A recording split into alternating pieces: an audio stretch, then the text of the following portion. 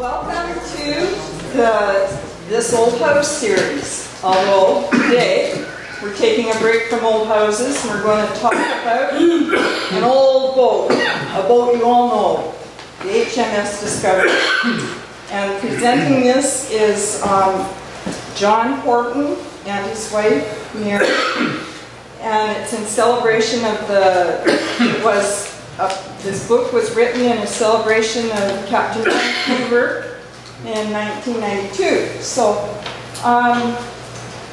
if you wish to buy a book, there's going to be, the Historical Society is going to buy an amount. It will be available at the Blue Heron Art Gallery through Kitty Doyle. So there's a sign-up sheet for you if you need to sign up and if you want to buy one. Samples here, and if you buy one of these books, you get one of these free. Okay, so John is a well-known artist of marine art, and with no further fanfare, I'm turning it over to John. Thank you, John.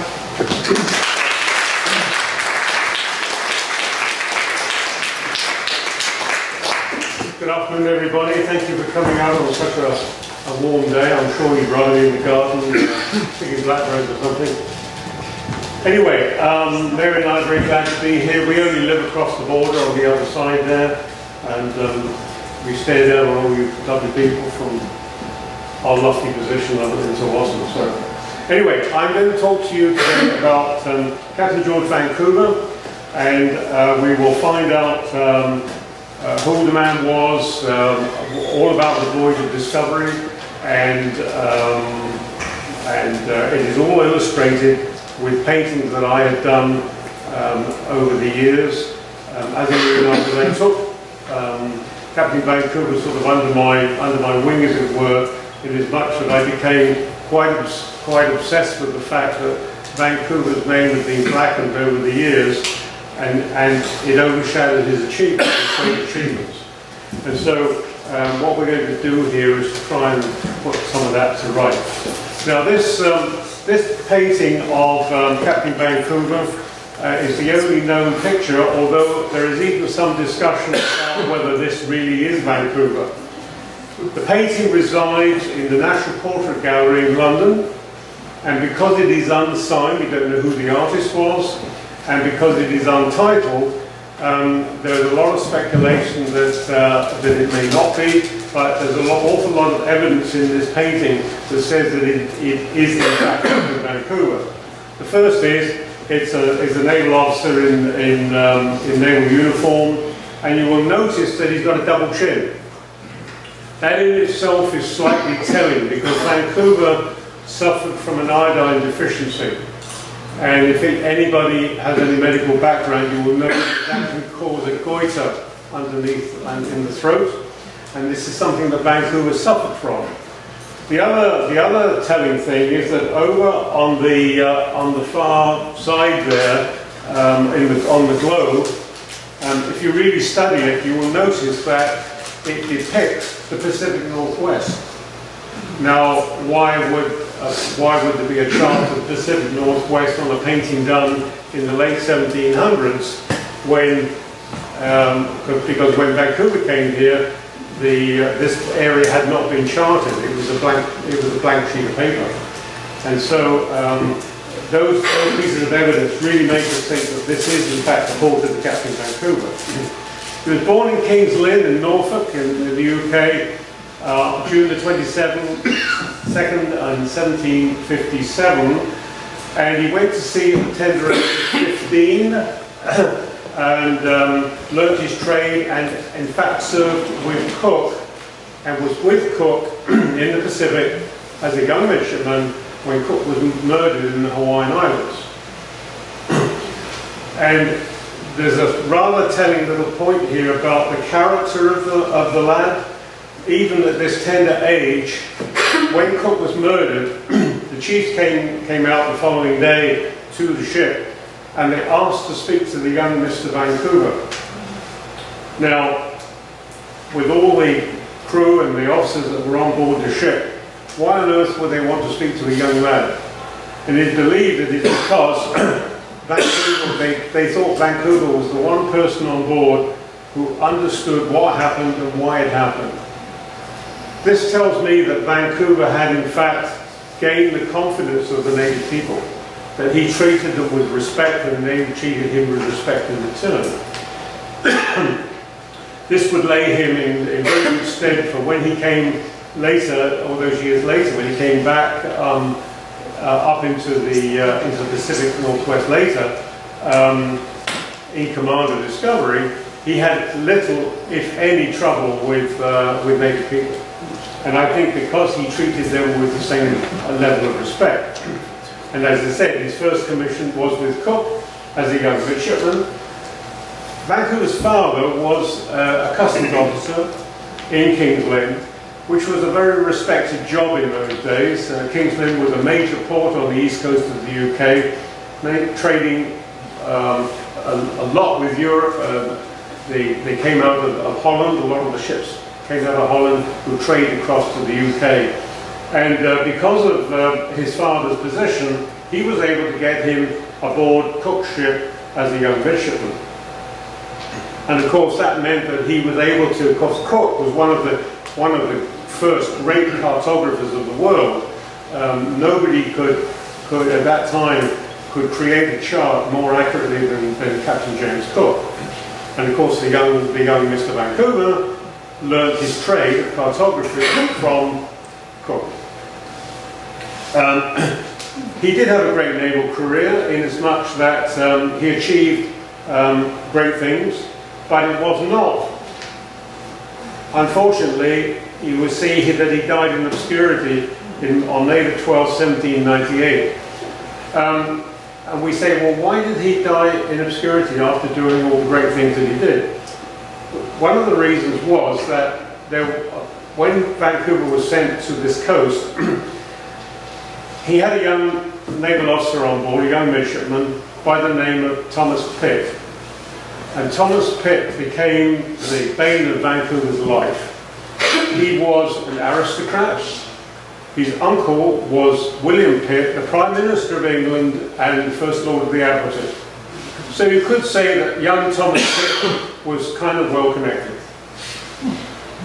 The problem was that he was, to put it bluntly, a naughty boy. He was always getting into trouble. And because of this, Vancouver had to discipline him. Now, he wouldn't flog him like he would a common sailor, but he could cane him. Just like I got caned when I was a naughty boy at school. But the young Pitt didn't like this. In fact, he thought that Vancouver was overstepping his bounds because Vancouver was a commoner and he was an aristocrat. How dare he punish an aristocrat? The position got so bad that Vancouver actually made the biggest mistake of his life because he put him on another ship and sent him back to England to get him off the ship. With the result that the young Thomas Pitt, when he got back to England, he went to all his aristocratic friends and started telling them what a terrible man Vancouver was. He was treating his men badly, he was doing this, he was doing that, he was doing the other, and he was a terrible man and he shouldn't have been sent out on the voyage in the first place.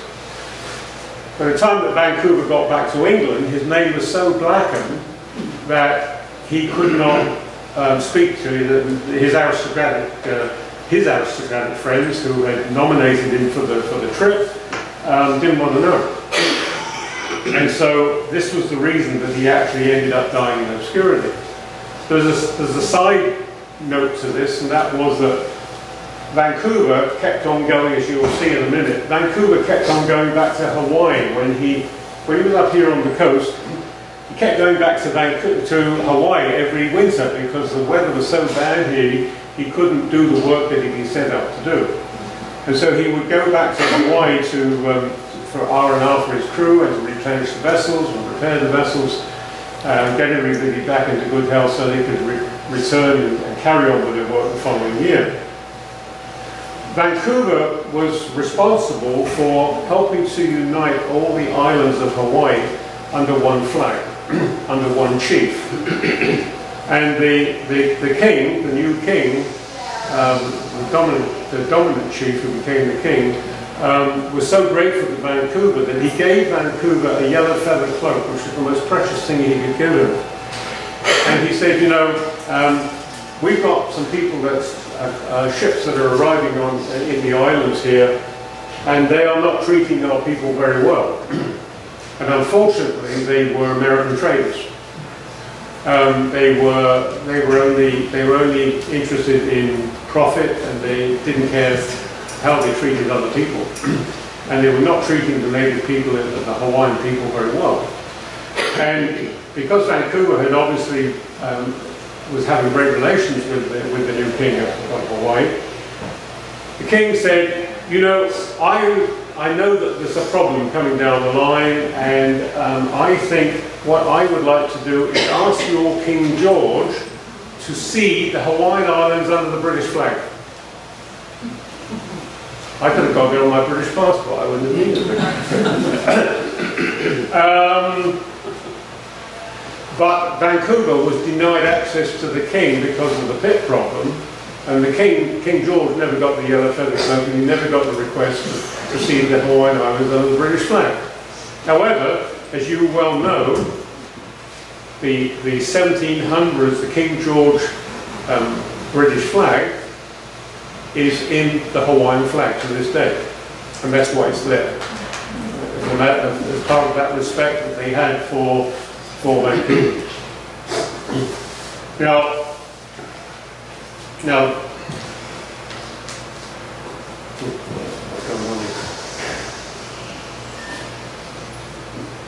this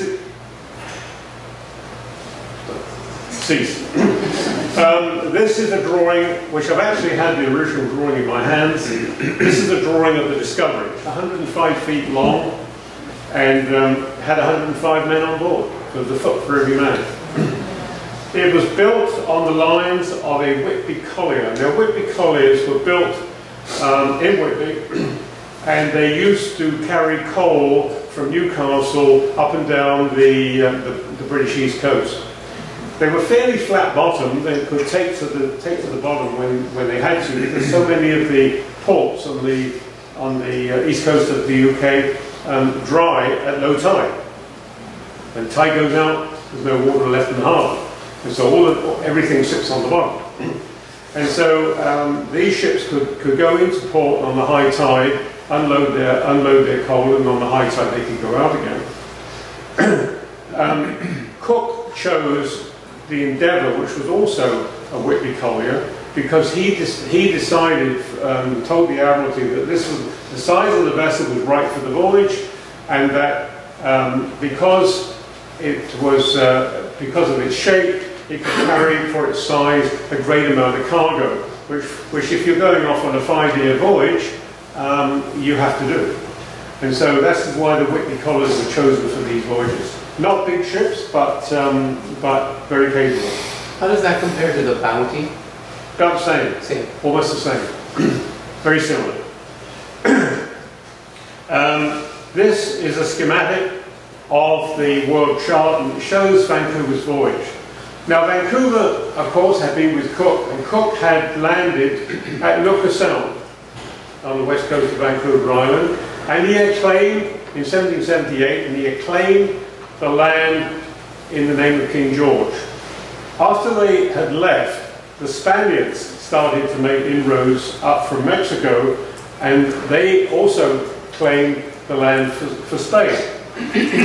And it got to a point where Spain said that they wanted to control all of the trade that was done on the west coast.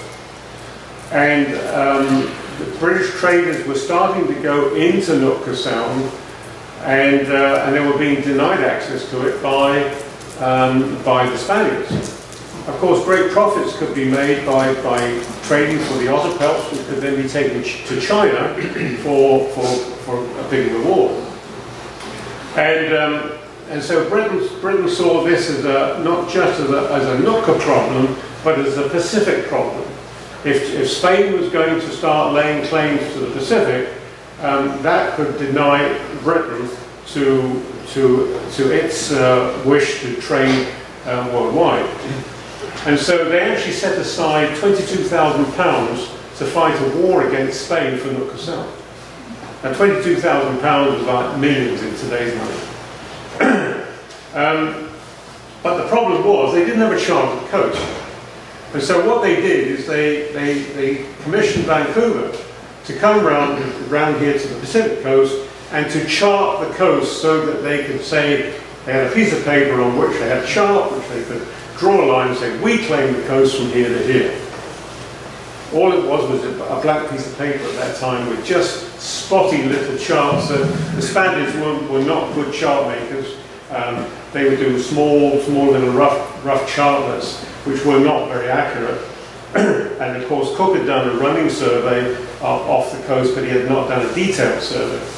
And also here you can see where, when they came around the world from Britain, they came to Hawaii, and then they kept going backwards and forwards, as I said, ending up the last year, going up to Cook Inlet, and then coming back down, and then their way back to the UK.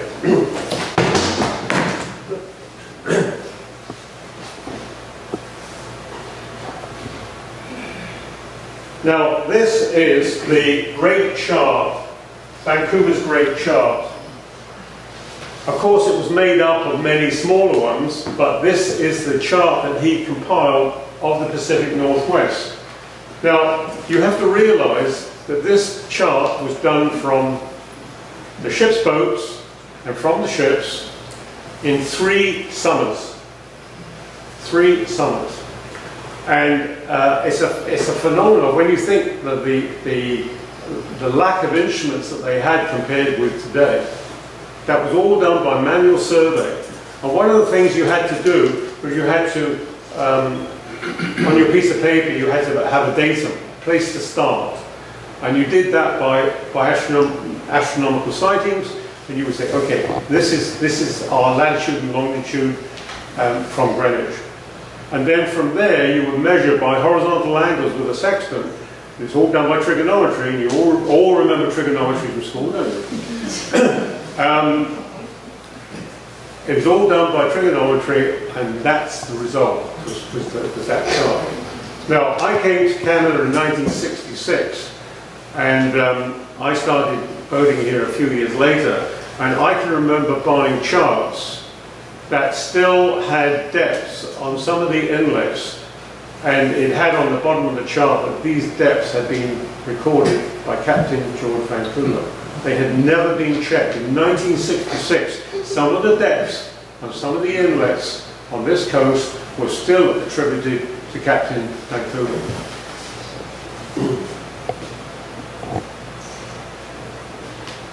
Right. What you're going to see now is a series of paintings which illustrate the trip. And we're going to start at Cape Flattery. This is Cape Flattery to Touche Island at the entrance to the Wonderful Strait. Now, when Vancouver was with Cook, when they approached the coast, they went in on the other side of Touche Island, on the south side of Touche Island. And when they tacked out, forced out by heavy weather, when Cook turned into the shore again the following day, they were off Nootka Sound. And that is why Cook missed the entrance by nip and tuck. He missed the entrance to the Wonderful Strait. All right.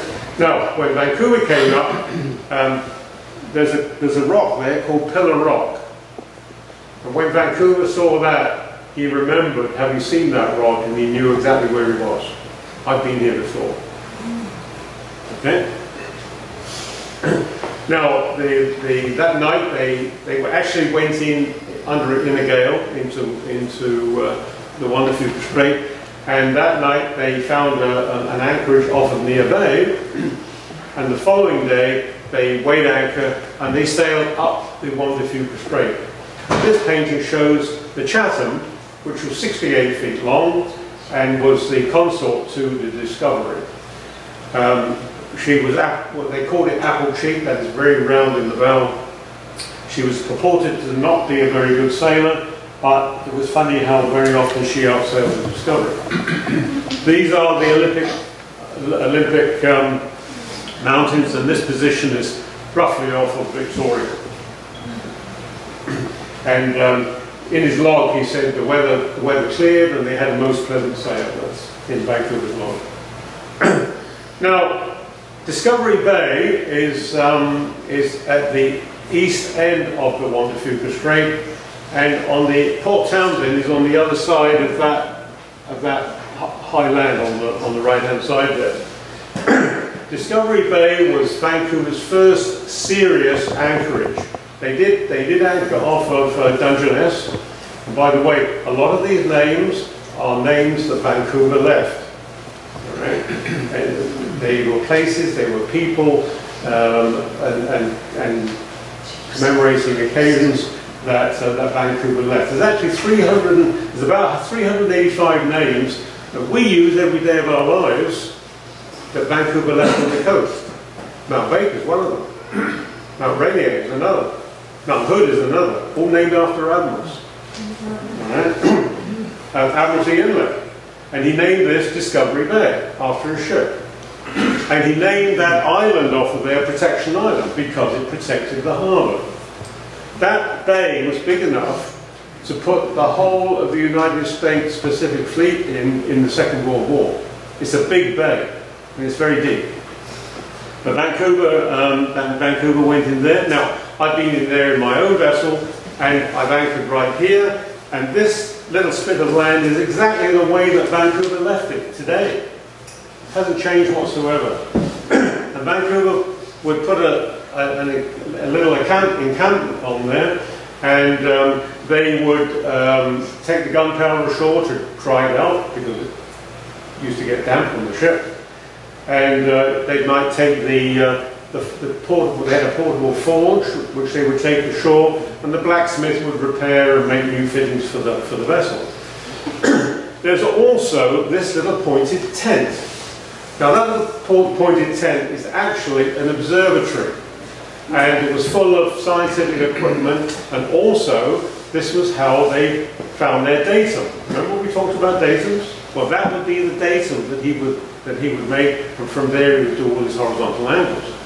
That tent, if you go to the Greenwich Maritime Museum, they have that tent in the cook room with all of the astronomical instruments that were inside it. Still exists. So when he got to this point, Vancouver discovered very, very quickly that this was a very convoluted area that he was going into. He was not going to be able to do the surveys from the ships themselves, what they called a running survey, where they would take angles from the ship itself and measure distance off and measure distances to points and do it that way. That would be a running survey. They were going to have to use the small ship's boats. And so he left the ships at anchor here with crew on board, and then sent all the ship's boats out, and they went down to the Hood Canal, which Vancouver named, Admiralty Inlet. And they went all the way down as far as Olympia. Okay? Charting the whole area. And this set the course for the way that they were going to have to do all of their charting from here on in. It was all going to be done from the ship's boats. Now that is Mount Rainier in the background, and this is Restoration Point. Vancouver named it Restoration Point because he anchored just around the corner on the anniversary of the re-establishment of the British monarchy, the restoration of the British monarchy. All right. So he named it Restoration Point.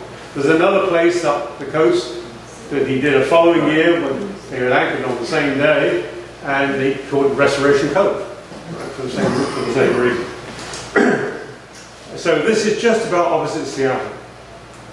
Right? So they had taken the boats down that far. Now you remember these are square rig vessels. They don't have engines in them. There's only two ways of moving these vessels. One is to sail it, and the other one is to tow it using oar power with the ship's boats. And very often that's what they had to do. So to work these ships down as far as Seattle even was quite an accomplishment. Now Port Susan on the way back up, they were going into Port Susan when in fog actually, and Chatham was asked to lead the way, and the bottom suddenly came up and Chatham ran aground. And it so often happens, you know, here on this coast, especially if it's the mouth of the river, you'll get all the till coming down, and then the bottom will suddenly come up. Or 1 minute you're sailing in deep water, and the next minute you're very shallow. And that's what happened here. And so the ship, then the tide went out, the ship was left dry, and they would use an occasion like this to help do repairs on the vessel. The vessel was covered in copper on the bottom, copper sheeting. Copper sheeting was to stop teredo worms from eating the wood, because wooden vessels get eaten up very quickly by teredo worms. Today we put anti-fouling paint on the bottom of the vessel. They didn't have anti-fouling paint. They had something which was actually far better, sheets of copper, and they would cover that. But if it got damaged in any way, it was a place where teredo worms could get in. And you've seen logs on the beach with all these holes in. That's teredo worms. That's what they are. You can imagine that on the bottom of your boat wouldn't float for very long. Right? And so what would happen here is one of the places where it would get damaged would be when they raise the anchor. If the bill of the anchor was to cut into the copper, it could punch a hole. Good place for a teredo worm to go into. All right? Sorry to interrupt. Whoever's parked a silver Mercedes in front of the fire hydrant, you're going to have to ask them to move your car. It's blocking our access to Whatcom.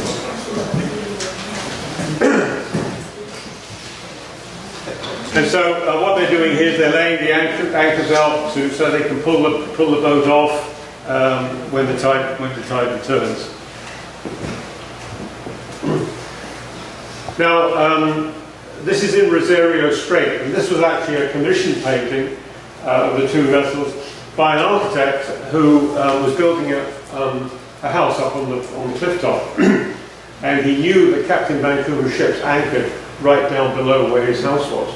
And so he asked me to do this painting of the two ships at anchor right in that spot. So as they started to move up the coast, now as I said, these vessels could only be moved by wind or by rowing, and the other way was to let them drift on the tide. But if the tide turned in against you, that wasn't going to help you at all. So you would have to anchor. But you know, anchoring on this coast is not an easy thing. Sometimes you're in extremely deep water. You know, you may be too deep to anchor at all. But another thing that can happen is it can be very, very rocky, and anchors don't necessarily always hold very well on rocky bottoms, especially some places where you get all these lovely round rocks, and then the anchors just drag over the bottom of it. And Vancouver had quite a lot of trouble with that, and one anchor even got lost because it did hang up in the rock, and when they tried to break it out, the anchor broke and they lost it. Now, we're getting now very close to where we are today. That's Mount Baker in the background, and you're looking at right across into Semiahmoo Bay at where White Rock is, and over on the far side here you'll see two ships at anchor, and those are Vancouver's two ships. Now, one of the things that, of course, Vancouver had been sent over here to do was to negotiate with the Spaniards to return the right, the British claim back to Britain. And the Spaniards themselves were starting to make inroads here on the coast, and these two schooners, the Sutil and the Mexicana, were both built in San Blas. They were 50, 51, 52 feet long, and built in San Blas, and they were coming up on Spanish exploration. And in the night they sailed past the two British ships that were at anchor. And Vancouver would meet with them later. Now this painting, and by the way, if anybody is interested, we do have a supply of limited edition prints of this painting, because that's the high land over on the far side here of the point, and this is Vancouver leaving his ships at anchor, sailing up up the coast, where he would go up eventually up into what is now Vancouver Harbour, and further up, and then return to his ships. But this is them actually leaving the ships in what he called Mud Bay, and sailing up on that particular voyage. So these are the small boats leaving the ships early in the morning. Their morning would start about 4 o'clock in the morning, and they would then, if they could, they would stop at about 8 o'clock and have breakfast, and then they would continue on. And sometimes their days were 16, 18-hour days. They were long, long, long days. And of course, they had to. Sometimes they could sail the boats, but very often they were rowing them. So this is the ships, and that is Point Roberts in the background. Now, there's some discussion. I've been doing a little bit of extra reading lately about the point and the relationship and what the point was, and et cetera, et cetera. And it's interesting to note that the Spaniards called it an island. Vancouver called it a point. But in fact, I believe that it was theoretically still an island. Because 10,000 years ago, the sea went as far as Langley. Right? Delta, all this low land here, the Delta and Richmond, that was nothing but a marsh. So it was covered in high water. And this was actually called, at one time, Roberts Island. Right? Because it did, at high water, it had water all the way around it. And believe me or not, it's going to happen again. You know, we're talking about a 9-foot rising water level. Anybody that lives down on the point, you better start moving. Put your house up on the market now. Right? You'll get more money for your house before the flood than you will after. And so, actually, Vancouver sailed up. They actually went over to Valdez Island on the far side because he kept getting forced out by shallow water. This was Roberts Bank. Right? Shallow water. Even in the small rowboats, they kept running around. So he kept getting pushed out and pushed out. Now, you can imagine being in a small rowboat, like they were. You know, your eye level's only here, and you're looking inland, and you've got this huge marsh. There are no trees, because they don't grow in the water. And it goes on and on and on and on and on. You can't see land, but you can see the mountains. And he called it Delta-like country. He believed that there was a big river coming up with it, which of course was the Fraser River. But he kept getting forced out. And the bank goes out 5 miles from today's dike. That's a long way, right? And remember, the rest of it, all the way to New Westminster, was marshland. So anyway, they ended up over on Valdez Island, and then when they came back, they landed at where the University of British Columbia is. They landed on what we today know as Wreck Beach, and they called it Breakfast Point. They stopped there for breakfast, and there wasn't any nudes there in those days, so otherwise they'd stayed longer, I'm sure. Anyway, from there, after breakfast, they continued on into the inlet, and they went into the Narrows, and this is the entrance to what we now know as Burrard Inlet, which Vancouver named Burrard's Inlet. That is Grouse Mountain, which he thought would be a good ski resort. And this is where the Park Royal Shopping Centre is, and he also thought it would be a good place for a shopping centre one day down the line.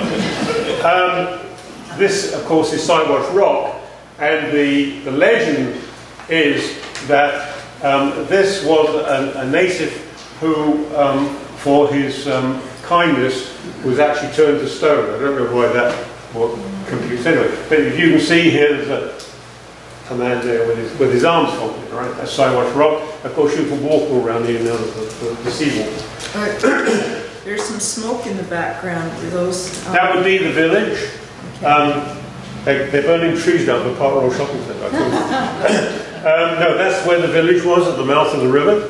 And of course, all these natives, they all came out from that village and met Vancouver, and they traded peacefully. Vancouver then continued on up through the inlet, went up as far as Port Moody, and then returned out, went up into Howe Sound, which he named, all the points and islands, he named all of those, and then continued on up sea shelf up as far as Pender Harbour, turned back and returned to his ships. Now on the way back, when he was coming down off Point Grey, he noticed two ships at anchor. And he thought, oh, that's funny. Maybe we've been away rather a long time. Maybe they brought the ships up looking for us. When he got closer, he noticed it was two Spanish ships. All right.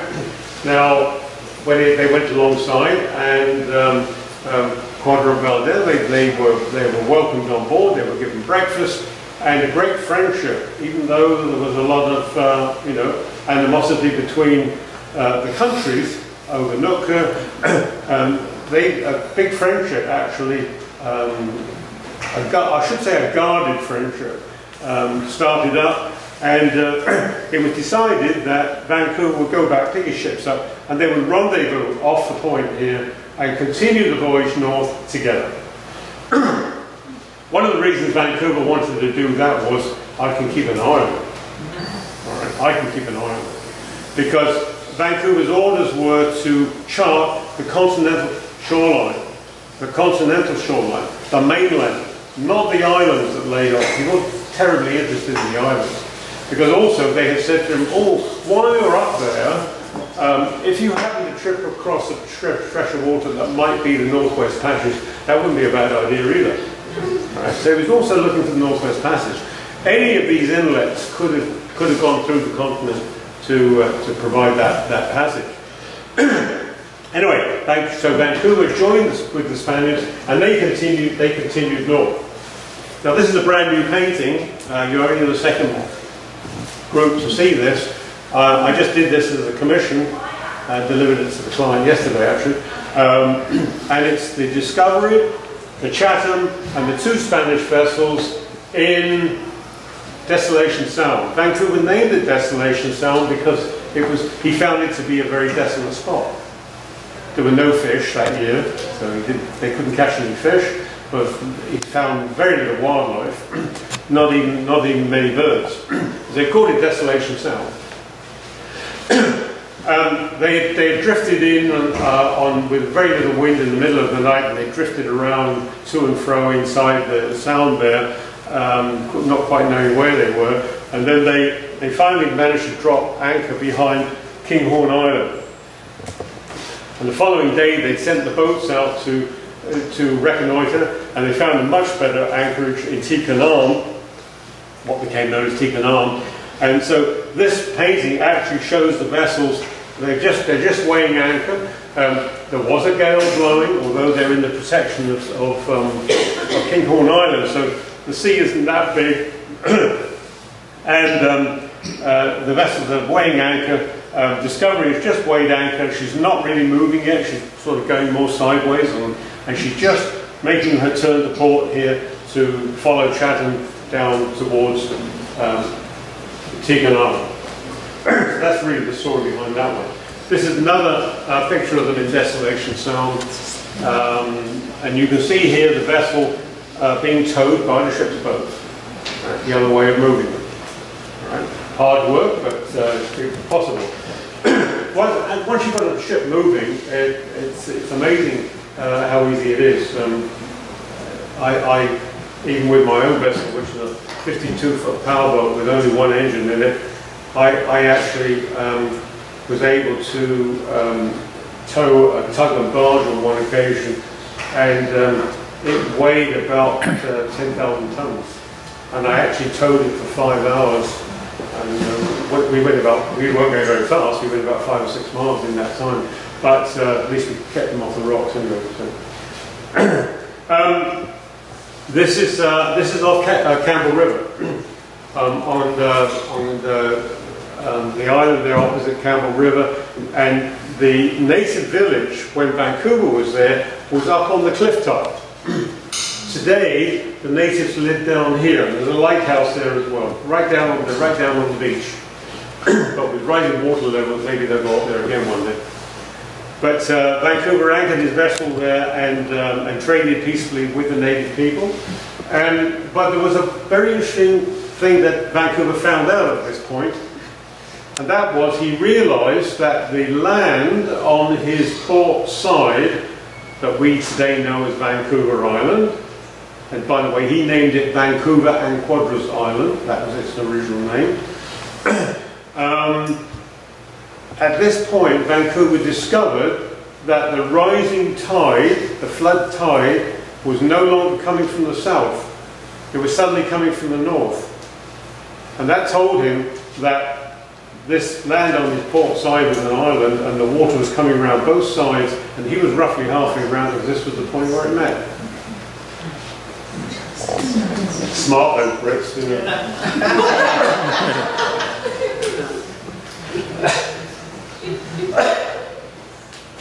Got to get my little digs in occasionally. Okay, after you go through, there's a place where Menzies Bay that he named after. When you go past Campbell River, you are in Discovery Passage. I wonder where that name came from. And when you go into Seymour Narrows, there's a big bay in there called Menzies Bay. Menzies was the botanist on board Discovery that had been put on there to collect all the flora and fauna and seeds and record all the botanical things that they found on their voyage. So Vancouver named it Menzies Bay in his honour. Now, when you go, once you've got through Seymour Narrows, and unfortunately, in all the reading I've done, I cannot find any reference to going through to how Vancouver got his ships through Seymour Narrows. Of course, in those days, Ripple Rock, that big rock that used to be right in the middle, was still there. Right? And even today, when you go through, the water is. I've seen 60-foot logs suck down in a whirlpool and come up like a rocket out of the water. Very dangerous. Vessels still get into trouble, and they've got engines, you know. He had a sailboat, remember? Only 2 ways to get through there, or 3. Go through on the tide, let the tide push you through, which would have been the ebb tide. You could tow it through, which would have been really dodgy, and the other way would have sailed through, which would have been impossible. So how they got them through, I don't know. But once you get into Johnston Strait, it's quite narrow. It's only a mile, 2 miles wide in some places. And these ships can only sail at 60 degrees to the wind when attacking in. And in the summertime, which is when they were there, the wind is predominantly from the northwest. And it howls down there at 30, 35 knots every summer afternoon. Okay? So they had to tack. Now, I told you that they had problems anchoring sometimes, and sometimes they would be tacking backwards and forwards, and they would be trying to anchor, finding that their anchor didn't hold, and they'd end up further back than they were this morning. They really had a fight getting up Johnston Strait. When you get further up, well, we're almost up to Port Hardy now, and this is a place called Shimoon Sound, and we are in a bay called O'Brien Bay, and that is the only way in. It's through that little hole there. And over here on my left side, there's a narrow isthmus that Vancouver described. He rode in there and he walked across it in a few minutes. And there is a little trail that goes there between rock and trees, and you know when you walk there that you're walking in Vancouver's footsteps, because it's the only way you can get across it, across the Wells Passage. Anyway, this is the boats, just show them exploring there, and they would have been, again, you know, working on their charts at the same time. Now, we're now up to Alert Bay. That is Alert Bay over here on the island. And there's a river right opposite here, and Vancouver anchored in behind that rocky inlet there, which is still there. I've anchored there many times. And there was a village here at the mouth of the river. And over here on the island was where they buried their dead. And the cemetery is still a cemetery to this day for the native people. Okay? Of course, you know, there's a small village in there, and there is a big native settlement there in the middle. They've got a wonderful long house in there, big house in there. Mary goes up there for big ceremonies sometimes. But the houses, there were 35 houses in 4 streets, as Vancouver described it. And by the way, there are little paintings which I've got copies of, which were done by the young midshipmen on board, because of course they didn't have cameras in those days. They couldn't record things by camera.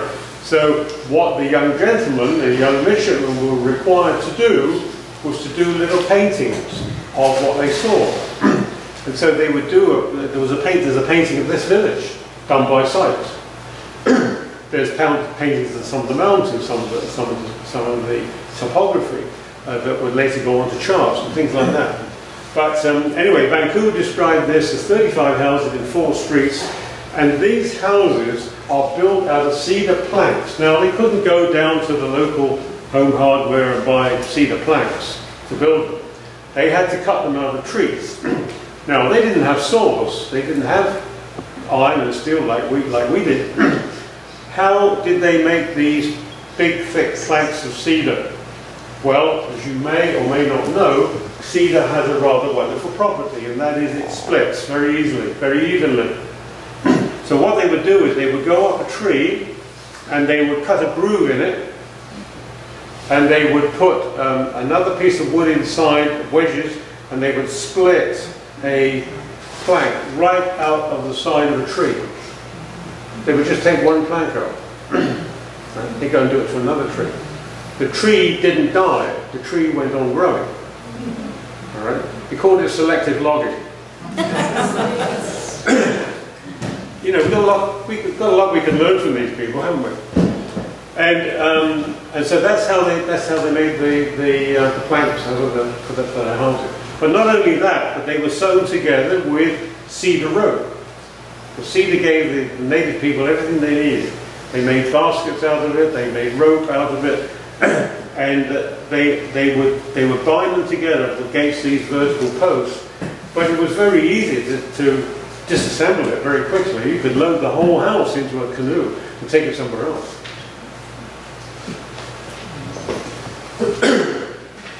Now, we're getting up off Port Hardy now, and in Queen Charlotte Sound, and in fog, Vancouver's ship actually grounded on a rock. And Vancouver actually referred to these rocks as lurking rocks. And if any of you are boaters, you know that on this coast there are an awful lot of lurking rocks waiting for you. Of course, he didn't have a chart like we do to tell us where the rocks are. He was finding them either with a leaden line or with his own ship. And on this occasion, they found it with the ship. The sound at this point is open to the open ocean, to the Pacific Ocean. And they were very lucky that the swell was very slight. If there'd been any great swell running, that ship would have pounded to death in very short order. All right? And so they managed to lay anchors out, and on the next high tide, they did manage to float off. But they had to de-rig the vessel and use the spars to prop the ship up. They would also throw overboard everything they could, the water, fuel from the galley, which was probably coal or wood, and things like cannon, which were heavy. They would put those over the side, but they would mark them with a barrel so they could pick it up later on. Right? They did manage to get the ship off, and the following day, the same thing happened again, this time to Chatham. They'd go all through it again. They actually, you know, to rig a ship like this takes several weeks. When they unrigged it to do this, Vancouver gave his men 3 hours rest after the ship was refloated, and then they all turned to re-rig the vessel, and within about 10 hours the ship was totally ready to continue its voyage.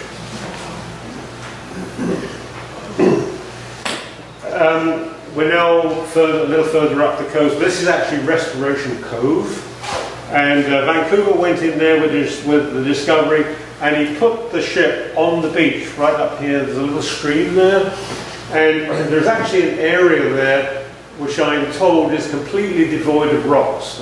All the rocks have been cleared. It's about 100 feet long and about 30 feet wide, and we believe that that is the spot where Vancouver put his ship, that he cleared all the rocks away at low tide before he put the ship on the beach. And so this was sort of a, if you like, a romantic painting, hopefully in the moonlight, with the ships at anchor after all the work has been done. Now, at the end of the first year, Vancouver managed to get around the top end of Vancouver Island. Now, of course, he knew where Nootka Sound was by latitude and longitude because he had been there with Cook, remember. And so he sailed down to Nootka Sound, where he knew that the Spanish were waiting to do their negotiations, continue the negotiations for the return of the Sound to the British flag.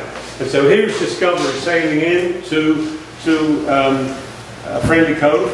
There's a Spanish vessel at anchor there. There's a fort where the lighthouse now stands. They had a fort there, and they're actually firing a salute. They're not firing in anger, they're firing a salute, and Vancouver ships would have replied. We have the Chatham got in there first. She's already at anchor. We have the Dauntless. Now the Dauntless, HMS Dauntless, was sent from Hawaii with supplies to resupply the Discovery. That was pre-arranged. And also a vessel called the Three Brothers of London, which was a British trading vessel, and you see them there loading otter pelts that they purchased from the native people. And this is the Spanish pilot helping Vancouver get into harbour safely. The Gardner Canal. Now, Admiral Gardner was one of Vancouver's great patrons. He was the admiral that said, Vancouver's the man for the job. This is who we will send on this voyage. And he named the Gardner Canal after him. And even if you go there today, it looks much like this. Of course, the glaciers have receded somewhat, but the water is still a very aqua blue because the glaciers are still up on the top of the mountains, 3,000 feet up, and we get these wonderful waterfalls coming down from great heights, almost like, I remember writing in my log once, the first time I was there, it looks like maiden's hair hanging down the cliff. That's exactly what it does look like as it comes down. Of course, all this rock has been polished by ice, because at one time this was full of ice. Okay. There are places on the coast where we know the ice was well over a mile thick. All gone, right? So global warming had already started when Vancouver was here. Okay. So anyway, one of the things that they did in the second year was they found out that the climate here was it was still very wet and windy and what have you, and life in the boats when you're away for 2 or 3 weeks at a time on the boats wasn't very comfortable, and so they actually made these canopies to go over the ships, because sometimes they couldn't even get on shore to camp for the night. They would actually have to sleep in the boats. Pretty uncomfortable stuff. Kitimat, where the big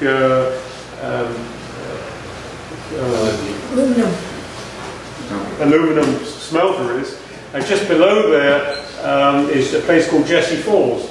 Vancouver spent the night on Jesse Falls, and I've actually shown here young Bishopman Sykes doing a watercolour painting, because he did a painting of Jesse Falls. And so just a bit more life on the coast. And it's a beautiful little spot actually, and there's a big lake up on the top. Another name, Captain Brown. We're up at Prince Rupert, And off Prince Rupert there's a passage that goes out through all the islands. It's called Brown's Passage. Where do you get a name Brown's Passage? You know, if you go up there on a cruise ship or all the deep sea ships that go in and out of the port, they all have to go in and out of Brown's Passage. Brown's Passage was named after Captain Brown, who was a British trader who had just arrived on the coast, and as Vancouver sailed in, his ships were at anchor over here in Vancouver. He rode out to meet Vancouver. Turned out that he wasn't a very nice guy. There was a couple of occasions when the natives didn't trade the way he wanted. They were asking for more than he was prepared to give them, and so to make them understand that he meant business, he cannonaded the village. Not a nice thing to do at all. So I don't know what happened to him, but I hope he got his uppers. We're now back up. We're now up into Alaska, and this is up in the top of the Bean Canal, and there's a place there called Escape Point.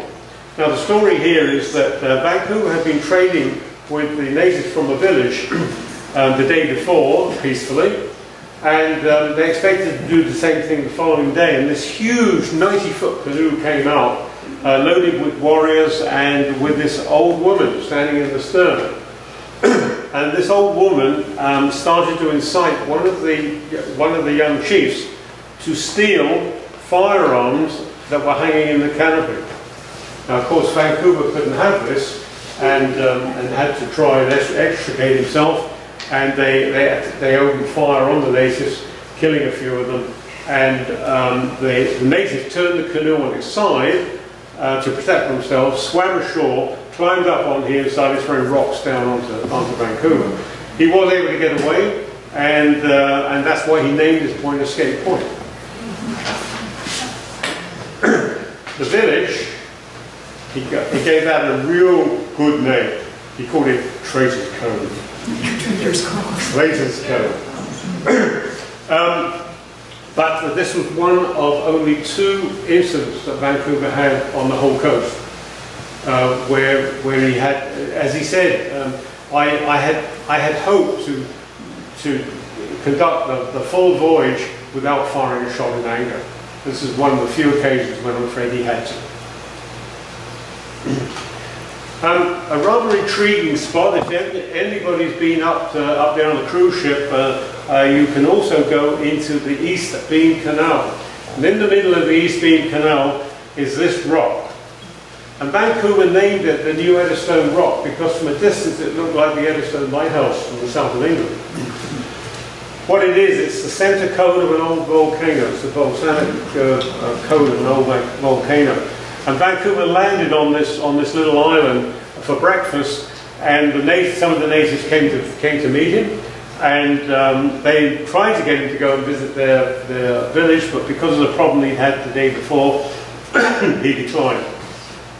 But this up in here, these are the misty fields. If you've been up there, you may have flown in from Ketchikan, and you go into the misty fields. So that's where that is. Icy encounter. Now, on the last day, on their return from Hawaii, they went up, as I said, to Cook Inlet, right up at the top of Alaska, and then they sailed down. When they sailed down, they came in around Cape Albany, and when they went in, Cape Spencer. When they went in around Cape Spencer, in the middle of the night, they ran into what they thought for a minute was rocks, because it was what they call dirty ice. That's ice that's covered in sand and shingle and rocks, and in the dark it looked like rocks. Then they discovered it was ice. It was coming out of what he named Icy Strait, all the ice, and of course that is where Glacier Bay is, and several of the other glaciers that come down in there. Glacier Bay did not exist when Vancouver went there. It did not exist, because the ice was right down to Icy Strait. It was just beginning, there was just a very slight indentation where it is now. Last time I was up there, I went 68 miles to the ice field. Right, 68 miles. That's how far it's gone back in 200 years. Now this is the last slide, and this is actually Cape Ormond. Now they had now completed their chart of the Pacific Northwest. Right, 3 summers, and they went into a bay just north of here on the inside, which he named Port Conclusion, because that is where he concluded his survey. Aren't these wonderful names? Anyway, they got waylaid in Port Conclusion by a massive storm that was coming in off the Pacific. So it was too dangerous to try and get out, and so they were stuck there for 2 weeks waiting for this storm to blow out. Finally they did. They managed to get out, and they're off Cape Ormond, and we've got this old seas running from this huge storm. And when they got off Cape Ormond, and the wind went completely flat calm. But of course the old sea is still running. It takes days for that to go down. And they suddenly realized that the current was pushing the ships onto Cape Ormond. 5 years away, and you're going to lose your ship on Cape Ormond, and no Coast Guard to come and help me, and you know. And so what they did, the only thing they could do, lowered the boats and towed for 12 hours. Towed the ships for 12 hours, trying to hold them off the rocks in these conditions. Okay. When they recovered the boats, finally, when the wind did come up and they recovered the boats, one of the seamen fell over the side, cracked his head on the side, was drowned and lost. His name was Able Seaman Wooden. Able Seaman Wooden. And so Vancouver named that rock Wooden Rock. And it's still known as Wooden Rock. So rocks aren't always made of rock, sometimes they're made of wood. Okay? So, oh, that's a shot of somebody I know. And this is the boat that we explore the whole coast on. And in a big refit right now, following an accident, but we actually do search and rescue in the area, and we help a lot of people out here in the waters off from Port Roberts right the way up to Vancouver and up the Fraser Road. So it was actually built in Pearl Harbor in 1944. It was actually used by Admiral Nimitz. It was on 2 aircraft carriers. So a little bit of history there as well. What do you call your boat? It's called the Season Lifeboat because we do lifeboat tuning. Okay. We've done 871 rescues with that one. Yes. So that is my presentation.